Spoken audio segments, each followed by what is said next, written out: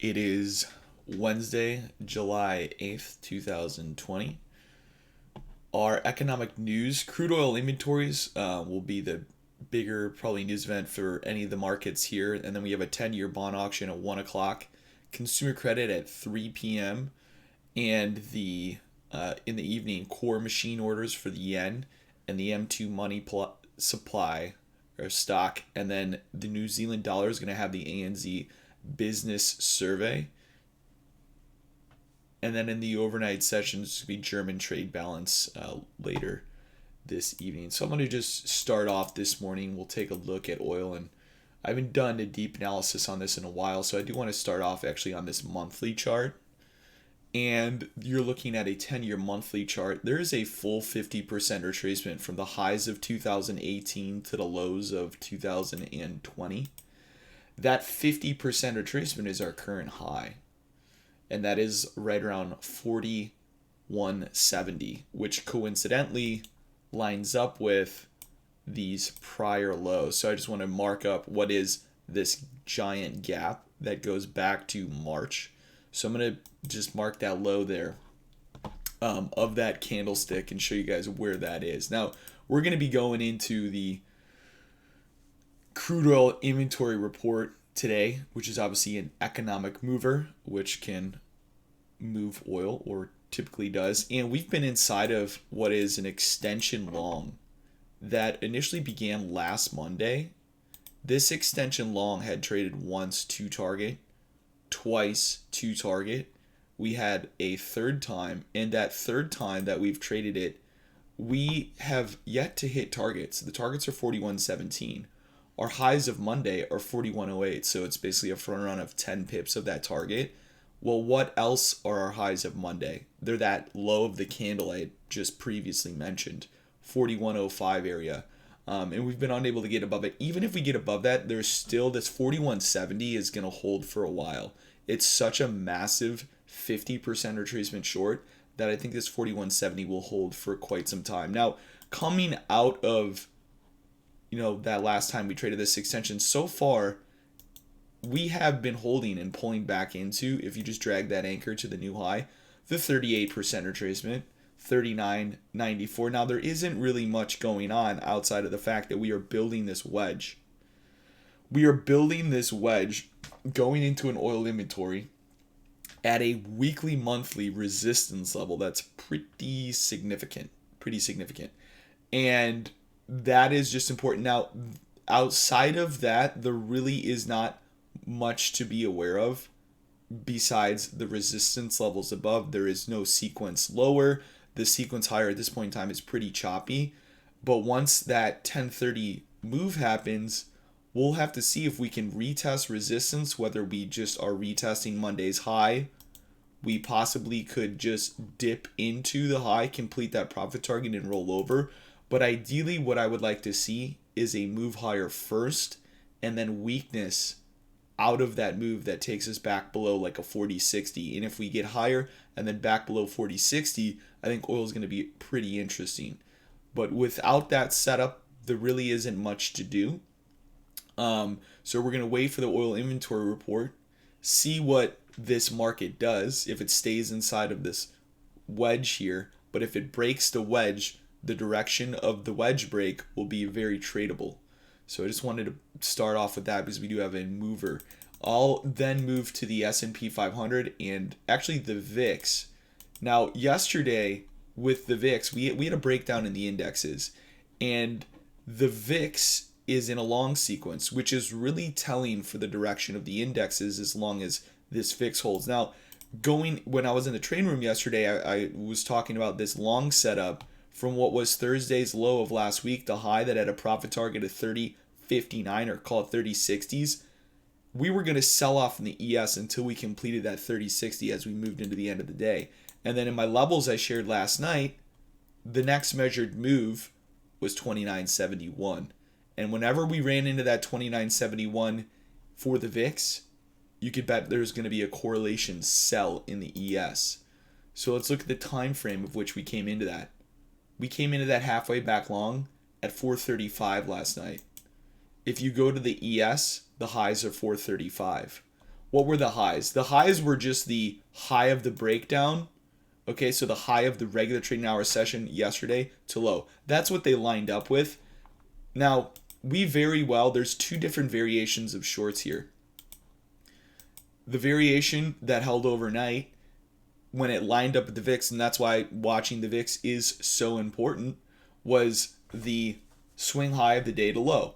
And that's why the VIX is actually more technical than the ES, because when the VIX trades its support, you could see the VIX was halfway back long to target, and then we traded the next halfway back long, and as soon as we traded the long in the VIX, the ES sells. So that's when the VIX really starts leading. And when the VIX starts leading the ES and the VIX is rallying, the ES is usually in a short sequence. So that's what we have here going into the day. Now, I'm looking at the full 50% retracement short, and as well as just the halfway back short from yesterday. Now, our downside targets, now if in the morning, if we open and we start selling off through the lows, this 31.12 would be the first support level I'm looking at below. And this extension is what has held this entire run up. This extension is what has held this entire run up. That is the 50% retracement that's going to line up with what is Friday's low. Okay, but I mean, Friday was obviously in the after hours. There's also a daily leg start there at 31.09 quarter. It's a previous daily leg start. Another level to be aware of is the full 50% retracement below. Now, I don't know if we're going to get there today, but it would be, 50 some points below us. And that's all the way down at 30.83. So just keep in mind that 30.83 level. That 30.83 level is going to line up with this previous high here that we broke out of. This previous high from the June 25th overnight high, it'll be a high that we broke out of. Now, in the room, I'm not going to leave that on my chart right now because it's, we're not playing it all night, having too many draws on. But right now, the first support level I'm going to have below is this 31.12 that I'm interested in. Let me bring this over.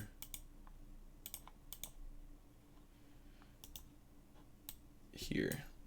All right. So that's what we're going to be looking for today. And this 50% retracement short above. Now, if the VIX breaks this long setup, you could still say that there's a variation. But for the continuation series, for the bears to be comfortable, they want to see the VIX above 29.45 today. Everything with the VIX above 29.45 is bearish for the indexes. Everything above 29.45 for the VIX is bearish for the indexes. Okay, so we'll see if we get a retest during the regular trading hour session and where we go from there. Moving on to the Dow. The Dow was leading our market lower yesterday. The Dow never broke above its 50% retracement short. In fact, it was front run on its 50% retracement short. So if there is a market to lean into to the short side, it is the Dow. That 50% retracement short completed into the close. Very technical here. Literally tagged the 50, completed. Now from there, once we completed, we had our next measured move. That next measured move traded and completed, and then we basically ran into a retest. The one move I really like here, just because the Dow is the weakest, if we do get a full 50% retracement here in the Dow, it lines up with where we broke down from. 25,970 is in a really good resistance level that I have for the YM. 25,970. And as far as support levels go below, I mean, the only thing we have is the full halfway back long. And that's 25,511. 25,511 for the Dow. Moving on to the NASDAQ, the market that only goes down to go higher. We had completions on Monday of 2 daily targets. The completions and the push through those 2 daily targets is going to be very important moving forward, because now we have extensions from June 10th and the June 23rd high to high. Those are both 2 different sequences. Now, the biggest level, the 50%, is what I trust the most, and that's at 10,425. I'm going to continue to look for this to trade 10,425, although there is support levels in front of that. And today, if we can barely get through lows, this is going to be the tough one to get through. The 10,497 is the 50% of the extension from June 23rd, and right below that is the 38% retracement of the extension from June 10th, as well as where we broke out of on Monday. So everything above this 10,497 is going to continue to keep us bullish. But in the overnight session and yesterday, for the first time in a while, we did have shorts running the targets. There was absolutely, you had one 50% retracement short after we broke into a new high and failed. We then had two 50% retracement shorts. We went into an extension. That extension traded to targets. We had a same anchor new low. And then in the overnight session, that same anchor new low broke.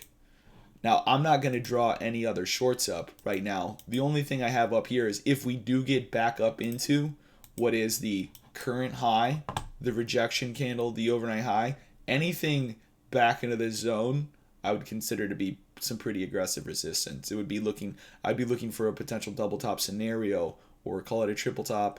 If you're counting this high, anything above 10,663, I'd be very wary of us continuing through those resistance levels. Below, I'm looking at this zone here, 10,497 to 10,488, and then below that, 10,425.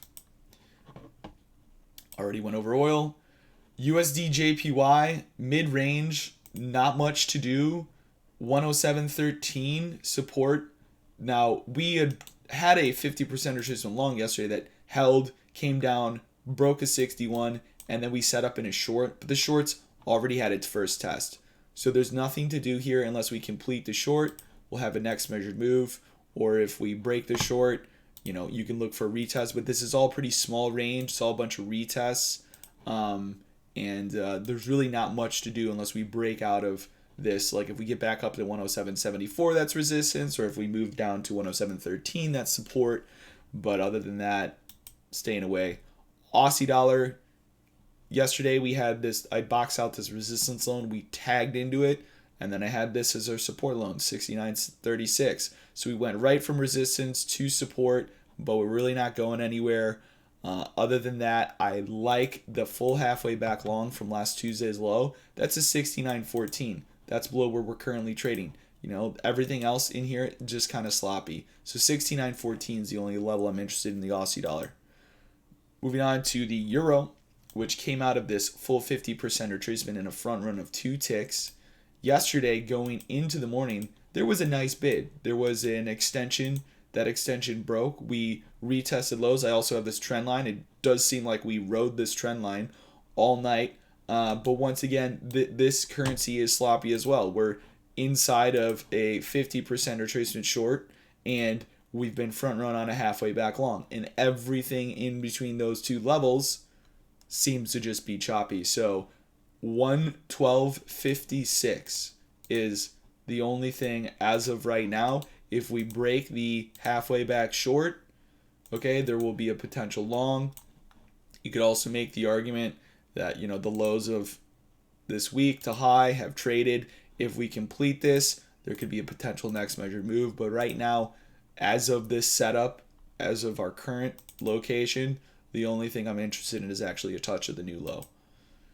For the pound, I am looking at this extension from the 122.26 to high. The 38% retracement is a 124.90. And you can see that yesterday we had this 50% retracement short out of the high. We traded its target. We retested its resistance. Just choppy, sloppy. Choppy, sloppy. Another just important note. Yesterday we did rally into, there's a lot of levels on the screen, but the full 50% retracement from June 10th's high to low defended a 61.8 at a previous swing high. So, something to keep in mind. USD CAD traded right back up into the previous highs of last Thursday, and we are rolling over here. I still just want to see this 135.15 or 136.30. That's going to be a back pocket. Not really looking at that one. Gold. This is a move here today, guys. We are breaking out, and I mentioned this yesterday, and I was all over this in the trade room, how aggressive this move was yesterday and the location of the move. What's the location of the move? The location of the move is a new high for 2020. Now, I'm going to go to a monthly chart. We really don't have much resistance above us. Now, I have these 2 monthly closes from August and September of what is that, 2011. So 2011, August closes, I mean, our all-time highs are still at 1923. I don't think we're going to stop until we get there. But once we get through that, there's nothing. I mean, those are 11 years ago. Now, yesterday, we had a massive move off the open. And there was this traditional here that traded to targets. And then we had this extension. That extension traded in a front run. And then during the Asian session, we got a retest. And now we're just going straight up. We're going to have an extension to extension here. We're going to have the 1810 highs from yesterday too high. We have blown through that negative 61. This is when markets really start to move. Is when they get into those all-time highs. There's, no reason to sell it. It's like kind of when the Nasdaq breaks out and when gold breaks out. As soon as gold gets above what is the current all-time high, which is somewhere around like 1923, which is 100 points away. Don't get me wrong. That's quite a ways away. Gold is just, it's going to look like the Nasdaq, but this is everything moving into it. So we have an extension here, highs to highs from yesterday. That's going to continue up. And even if we break down through that, we have a lower level of extension. But watch gold. It's going to be technical. And with that, so is silver. Now, I was hoping we'd get this extension. We are not going to pull back. We are not going to pull back into that extension. We had the highs from 1840 to high trade. We're through those targets. This morning's extension is going to be 1872 to high, and it's going to be a retest of the previous highs breakout. It's an 1886 support level. The highs of yesterday to highs, and once again, look at this chart. What are we going through? This is the first time silver has traded through the highs of 2020 since, what is that? I'm blanking.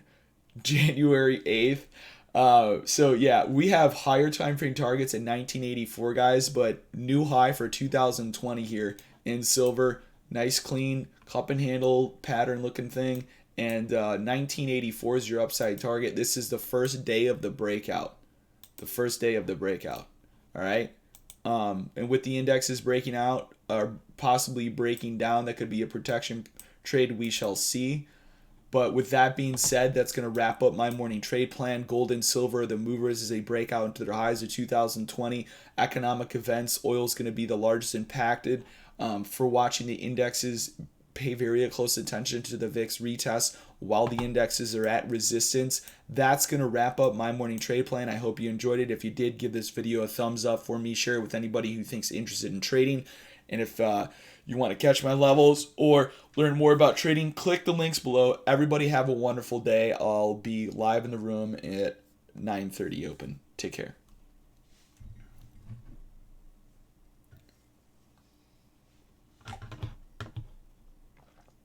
Retest while the indexes are at resistance.